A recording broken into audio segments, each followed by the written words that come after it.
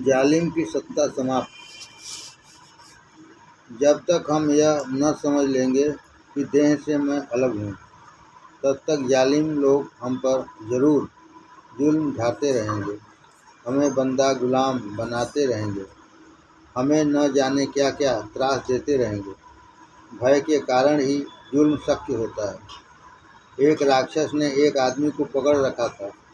वह उससे बराबर काम लेता था। जब कभी वह काम न करता तो राक्षस कहता, खा जाऊंगा, तुझे चट कर डालूंगा।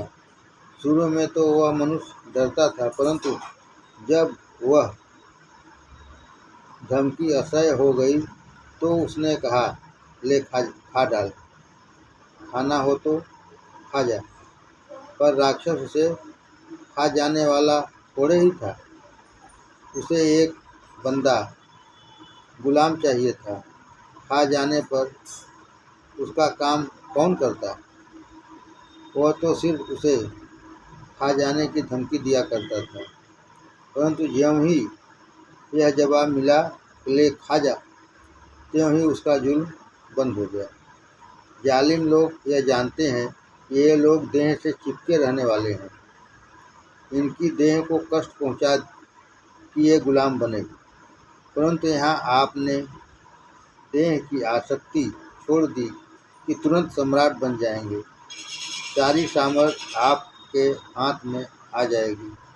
फिर आप पर किसी का भी हुक्म नहीं चलेगा। जुल्म करने का आधार ही टूट जाता है। उसकी बुनियाद ही इस भावना पर है कि मैं देह हूँ।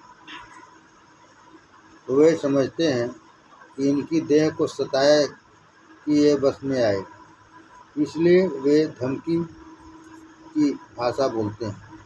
मैं देह हूँ। मेरी इस भावना के कारण ही दूसरों को मुझ पर जुल्म करने की, सताने की इच्छा होती है। परंतु इंग्लैंड के शहीद क्रेमनर ने कहा था कि मुझे जलाते हो, अच्छा जला डालो। लो, पहले यह दाहिना हाथ जलाओ। इसी तरह रिडले और लटिमर ने कहा था, तुम जलाना चाहते हो, मुझे कौन जला सकता है? हम तो धर्म की ऐसी ज्योत जला रहे हैं कि उसे कोई बुझा नहीं सकता। शरीर रूपी इस मोमबत्ती को, इस चर्बी को जलाकर सत्तत्वों की ज्योत जलाए रखना तो हमारा काम ही है। देह मिट जाएगी, वह तो मिटने वाली ही है। सुकरात को विष देकर मारने की सजा दी गई। उसने कहा, मैं अब बूढ़ा हो गया हूँ।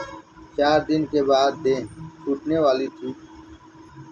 जो मरने वाला था उसे मारकर आप लोग कौन सी बहादुरी कर रहे हैं? जरा सोचो तो कि यह शरीर एक दिन अवश्य मरने वाला है। जो मरते हैं उसे मारने में कौन सी बहादुरी है? जिस दिन सुकरात को विष दिया जाने वाला था, उससे पहली रात वह शिष्यों को आत्मा के अमरत्व की शिक्षा दे रहा था। जिस दिन सुकरात को विष दिया जाने वाला था, उससे पहली रात वह शिष्यों को आत्मा के अमरत्व की शिक्षा दे रहा था। शरीर में विष का प्रवेश होने पर उसे क्या क्या वेदनाएं होंगी, उसका वर्णन वह मौज में कर रहा था।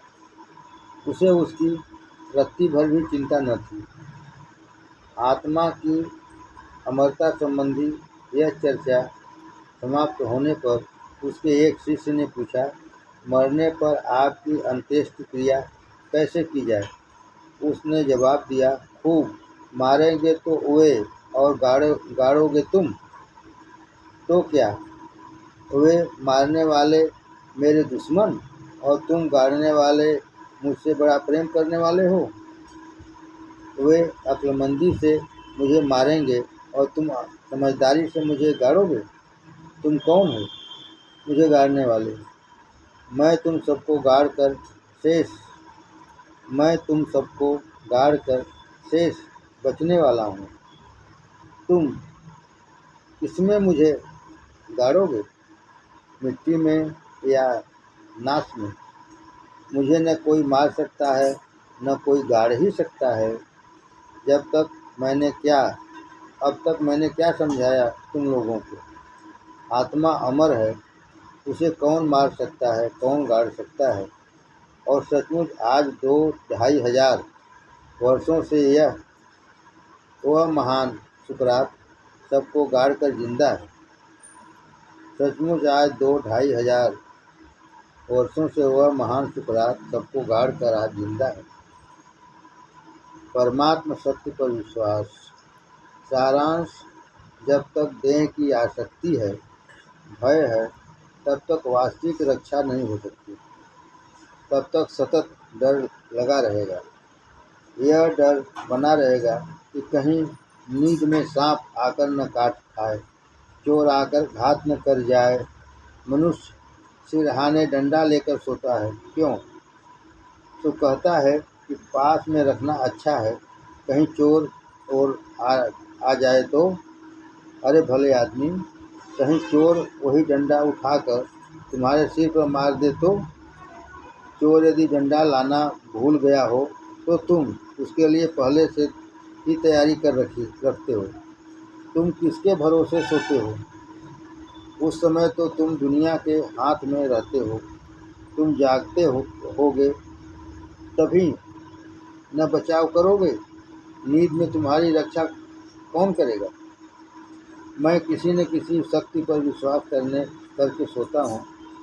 जिस शक्ति पर भरोसा रखकर बाघ, गाय आदि जानवर सोते हैं, उसी के भरोसे मैं भी सोता हूँ। बाघ को भी तो नींद आती है, जो सारी दुनिया से बैर होने के कारण हर घड़ी पीछे देखता है। ऐसा सिंह भी सोता ही है। उस शक्ति पर यदि विश्वास न होता तो कुछ बाघ सोते और कुछ जगकर पहरा देते। ऐसा व्यवस्था उनको करनी पड़ती। जिस शक्ति पर विश्वास रखकर भेड़िया, बाघ, सिंह आदि क्रूर जीव भी सोते हैं, उसी विश्वव्यापक शक्ति की गोद में मैं भी सो रहा हूँ। माँ की गोद में बच्चा निश्चिंत सोता है, वह मानो उस समय दुनिया का बादशाह सोता है, जैसे दुनिया का बादशाह होता है। हमें चाहिए कि आप और हम भी उसी विश्वंभर माता की गोद में इसी तरह प्रेम, विश्वास और ज्ञानपूर्वक सोने का अभ्यास करें। जिस शक्ति के आधार पर मेरा यह सारा जीवन चल रहा है, उसका मुझे अधिकाधिक परिचय कर लेना चाहिए। उस शक्ति की मुझे उत्तरोत्तर प्रतीत होनी चाहिए। हम इस शक्ति में मुझे जितना विश्वास पैदा होगा, उतना ही अधिक मेरा रक्षण हो सकेगा। जैसे जैसे मुझे इस शक्ति का अनुभव होता जाएगा, वैसे मेरा विकास होता जाएगा। इस 13वें अध्याय में उसका किंचित क्रम भी दिग्दर्शित किया गया है। परमात्मा शक्ति का उत्तरोत्तर अनुभव। जब तक देह स्थित आत्मा का विचार नहीं आता, तब तक मनुष्य साधारण क्रियाओं में ही तल्लीन रहता है। भूख लगी तो खा लिया, प्यास लगी तो पानी भी पी लिया, नींद आई तो सो गए। इससे अधिक वह कुछ नहीं जानता। इन्हीं बातों के लिए वह लड़ेगा, इन्हीं की प्राप्ति का लोभ मन में रखेगा। इस तरह इस दैहिक क्रियाओं में ही वह मग्न रहता है। विकास का आरंभ तो इसके बाद से होता है। इस समय तक आत्मा से देखती रहती है। माँ जिस तरह कुएं की ओर रेंगते जाने वाले बच्चे के पीछे सतत सतर्क खड़ी रहती है, उसी प्रकार आत्मा हम पर निगाह रखे खड़ी रहती है। शांति के साथ वह सब क्रियाओं को देखती है। इस स्थिति को उपद्रष्टा साक्षी रूप से सब देखने वाला कहा। इस अवस्था में आत्मा देखती है, परंतु अभी वह सम्मति नहीं देती है। परंतु यह जीव जो अब तक अपने को देह रूप समझकर सब क्रिया सब व्यवहार करता है, वह आगे चलकर जागता है। उसे भान होता है कि अरे, मैं पशु की तरह जीवन बिता रहा हूँ। जीव जब तक इस तरह विचार करने लगता है, तब उसकी नैतिक भूमिका शुरू होती है। तब पग पग पर वह उचित अनुचित का विचार करता है, विवेक से काम लेने लगता है, उसकी विश्लेषण बुद्धि जागृत होती है, स्ववैर क्रियाएं रुकती हैं, स्वच्छंदता की जगह संयम आता है। जब जीव इस नैतिक भूमिका में आता है, तब आत्मा केवल चुप बैठकर नहीं देखती, वह भीतर से अनुमोदन करती है। शाबाश, खूब। ऐसी आवाज़ अंदर से आती है।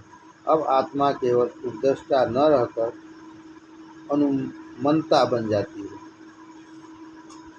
कोई भूखा अतिथि द्वार पर आ जाए, आप अपनी परोसी थाली उसे दे दें और फिर रात को अपनी इस सत्कृति का स्मरण हो, तो देखिए मन को कितना आनंद होता है।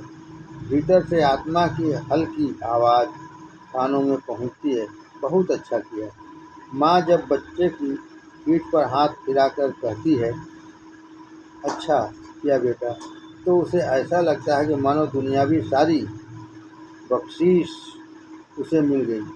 उसी तरह हृदयस्थ परमात्मा के शाबाश बेटा शब्द हमें प्रोत्साहन और प्रेरणा देते हैं। ऐसे समय जीव भोगमय जीवन छोड़कर नैतिक जीवन की भूमिका में आ खड़ा होता है। इसके बाद की भूमिका यह है, नैतिक जीवन में मनुष्य कर्तव्य कर्म के द्वारा अपने मन के सभी मैलों को धोने का यत्न करता है। परंतु जब मनुष्य ऐसा करते करते थकने लगता है, तब जीव ऐसी प्रार्थना करने लगता है कि हे भगवान, मेरे उद्योगों की, मेरे शक्ति की पराकाष्ठा हो गई, मुझे अधिक शक्ति दें, अधिक बल दें। जब तक मनुष्य को यह अनुभव नहीं होता कि अपने सभी प्रयत्नों के बावजूद वह अकेला ही पर्याप्त नहीं हो सकता, तब तक प्रार्थना का मर्म उसकी समझ में आ नहीं सकता। अपनी सारी शक्ति लगाने पर भी अब वह पर्याप्त नहीं जान पड़ती। तब आत्मभाव से द्रौपदी की तरह परमात्मा को पुकारना चाहिए। परमेश्वर की कृपा और सहायता का स्रोत तो सतत बहता ही रहता है। जिस किसी को प्यास लग रही हो, वह अपना हक समझकर उसमें से पानी पी सकता है। जिसे कमी पड़ती हो, वह मांग ले। इस तरह का संबंध इस तीसरी भूमिका में आता है। परमात्मा और अधिक निकट आता है। अब वह केवल शाब्दिक शाबाशी न देते हुए सहायता करने के लिए दौड़ आता है। पहले परमात्मा दूर खड़ा था। गुरु जिस तरह शिष्य से यह कहकर कि सवाल हल करो दूर खड़ा रहता है, उसी तरह जब तक जीव भोगमय जीवन में लिप्त रहता है, तब तक परमात्मा दूर खड़ा रहता है। वह कहता है, ठीक है, मारने दो हाथ पैर। फिर जीव नैतिक भूमिका में आता है। तब परमात्मा केवल तटस्थ नहीं रहता, जीव के हाथ से सत्कर्म हो रहा है, ऐसा देखते ही भगवान धीरे से झांकता है और कहता है, शाबाश। इस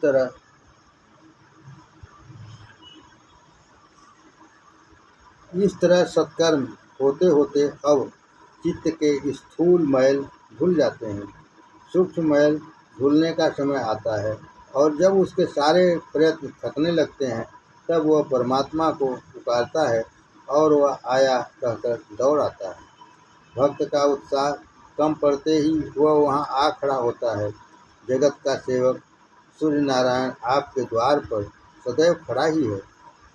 बंद द्वार को तोड़कर सूर्य भीतर नहीं घुसेगा, क्योंकि वह सेवक है।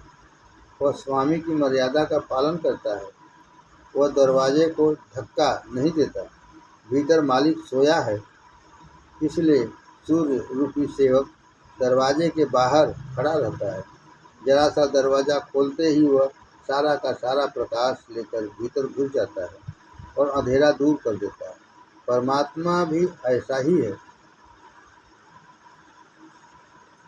उससे मदद मांगी कि वह बाँह फैलाकर आया ही। भीमा के किनारे पंढरपुर में कमर पर हाथ रखकर वह तैयार ही खड़ा है।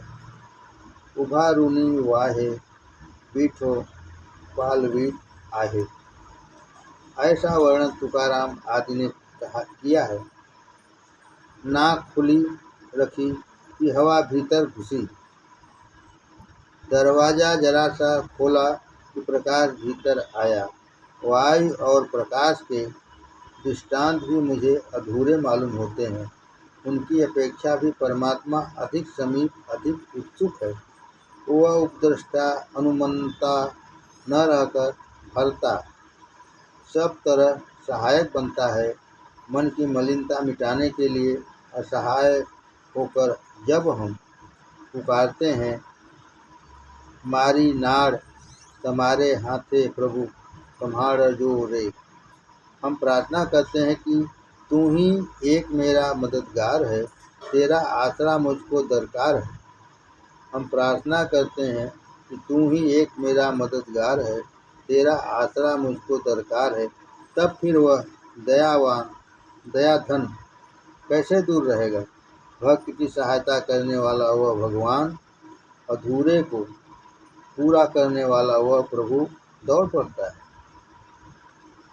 तब वह रैदास के चमड़े धोता है, सजन कसाई का मांस बेचता है, कबीर की चादर बुनता है और जाना बाई के साथ चक्की पीसता है। इसके बाद की सीढ़ी यह है, परमेश्वर के कृपा प्रसाद से कर्म का जो फल मिले उसे भी स्वयं न लेकर उसी को अर्पण कर देना। इसके बाद की सीढ़ी यह है, परमेश्वर के कृपा प्रसाद से कर्म का जो फल मिले उसे भी स्वयं न लेकर उसी को अर्पण कर देना। इस भूमिका में जीव परमेश्वर से कहता है, अपना फल तू ही भोग। नामदेव धरना देकर बैठ गया कि प्रभु तुझे दूध पीना ही पड़ेगा। कितना मधुर प्रसंग है। वह सारा कर्म फल रूपी दूध नामदेव भगवान को अर्पण कर रहा है। इस तरह जीवन की सारी पूंजी, सारी कमाई जिस परमात्मा की कृपा से प्राप्त हुई उसी को वह समर्पित करनी है। धर्मराज स्वर्ग में चरण रखने वाले ही थे कि उनके साथ के कुत्ते को आगे नहीं जाने दिया गया। तब उन्होंने अपने सारे जीवन का पुण्य फल स्वर्ग लाभ एक क्षण में छोड़ दिया।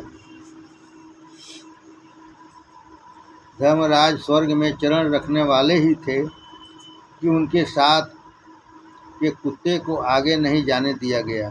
तब उन्होंने अपने सारे जीवन का पुण्य फल स्वर्ग लाभ एक क्षण में छोड़ दिया। इसी तरह भक्त भी सारा फल लाभ तत्काल ईश्वरार्पण कर देता है। उपद्रष्टा, अनुमंता, भर्ता, इन स्वरूपों में प्रतीत होने वाला परमात्मा अब भोक्ता हो जाता है। अब जीव उस भूमिका में आ जाता है जब परमात्मा ही इस शरीर में भोगों को भोगता है। उसके बाद संकल्प करना भी छोड़ देना है। कर्म में 3 सीढ़ियाँ आती हैं। पहले हम संकल्प करते हैं, फिर कार्य करते हैं और बाद में फल आता है। कर्म में 3 सीढ़ियाँ आती हैं। पहले हम संकल्प करते हैं, फिर कार्य करते हैं और बाद में फल आता है। कर्म के लिए प्रभु की सहायता लेकर जो फल मिला वह भी उसी को अर्पण कर दिया। कर्म करने वाला परमेश्वर, फल चखने वाला भी परमेश्वर। अब उस कर्म का संकल्प करने वाला भी परमेश्वर हो जाने दो। अब उस कर्म का संकल्प करने वाला भी परमेश्वर हो जाने दो। इस प्रकार कर्म के आदि, मध्य और अंत में सर्वत्र प्रभु को ही रहने दो। ज्ञानदेव ने कहा है, माड़िये जेवते नेड़ले तेवते निवांत ची गेले तया पाड़िया ऐसे केड़े हो आवेगा। माली जिधर ले जाए उधर ही चुपचाप चले जाने वाले पानी की तरह बनो। माली जिधर ले जाए उधर ही चुपचाप चले जाने वाले पानी की तरह बनो। माली पानी को जिधर ले जाना चाहता है उधर ही वह बिना चीड़ चप्पड़ किए चला जाता है। माली अपनी पसंद से के फल फूलों के पौधों को पानी पोंछता और बढ़ाता है। इसी तरह मेरे हाथों जो कुछ होना है वह उसी को तय करने दो। अपने चित्त के सभी संकल्पों की जिम्मेदारी मुझे उसी पर सौंपने दो। यदि मैंने अपना सारा बोझ घोड़े पर लाद ही दिया है तो बाकी बोझा मैं अपने सिर पर क्यों लाद कर बैठूं? वह भी घोड़े की पीठ पर ही क्यों न लाद दूं? अपने सिर पर बोझ रखकर भी यदि मैं घोड़े पर बैठूंगा तो भी बोझ घोड़े पर ही पड़ेगा। फिर सारा ही बोझ उसकी पीठ पर क्यों न लाद दूं? इस तरह जीवन की सभी हलचल, नाच कूद, फलना फलाना सब कुछ अंत में परमात्मा ही हो जाता है। मेरे जीवन का वह महेश्वर ही बन जाता है। इस तरह विकास होते होते सारा जीवन ही परमेश्वरमय हो जाता है। केवल देह का पर्दा ही बाकी रहता है। जब वह हट जाता है तो जीव और शिव, आत्मा और परमात्मा एक ही हो जाते हैं। इस प्रकार उपद्रष्टा नुमंता च भर्ता भोक्ता महेश्वर, इस स्वरूप में हमें परमात्मा का उत्तरोत्तर अधिक अनुभव करना है। प्रभु पहले केवल तटस्थ रहकर देखता है, फिर नैतिक जीवन का आरंभ होने पर हमारे हाथों से सत्कर्म होने लगते हैं, तब वह हमें शाबाशी देता है। फिर चित्त के सूक्ष्म मैल धो डालने के लिए अपने प्रयत्नों को अपर्याप्त देखकर भक्त जब पुकारता है तो वह अनाथनाथ सहायता के लिए दौड़ पड़ता है। उसके बाद फल को भी भगवान को अर्पण करके उसे भोक्ता बना देना और अंत में सभी संकल्प उसी को अर्पण करके सारा जीवन हरिमय बनाना है। यही मानव का अंतिम साध्य है। कर्मयोग और भक्ति योग रूपी दो पंखों से उड़ते हुए साधक को इस अंतिम मंजिल तक जा पहुंचना है। नम्रता, निर्दम्भता आदि मूलभूत ज्ञान साधना। यह सब करने के लिए नैतिक साधना की मजबूत बुनियाद चाहिए। सत्य असत्य का विवेक करके सत्य को ही सदा ग्रहण करना चाहिए। सार असार का विचार करके सार ही लेना चाहिए। सीप को फेंक कर मोती ग्रहण करना चाहिए।